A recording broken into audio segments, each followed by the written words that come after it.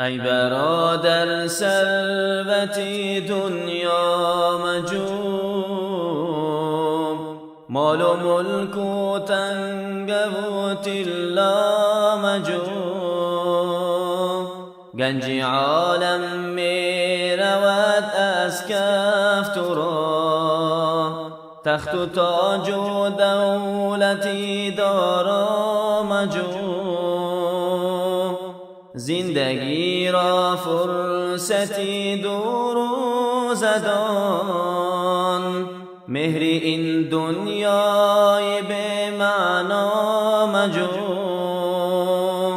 خیر خواهی جمله خلق و آن باش، در نهادت کینت ناجا مجو. دوستانی با وفا را قدر کن، رفت و با فردی ناشنا مجو. سیرتی آدم همه در باطن است، هیچ نشان از صورتی زیبا مجو.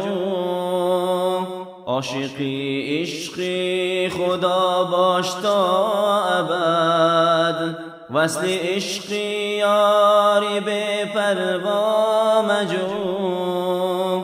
گر به دل داری نیاز و حاجت، تو بغیر از خالق یکتا مجو.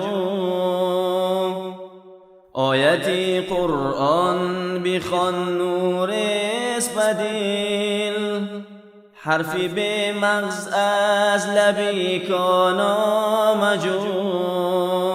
در نماز باش روز و شبها در نماز، در عمل کار از این بالا مجو. ربی امارا مرادی کعبه چیست، کعبه غیر از رهی دلها مجو.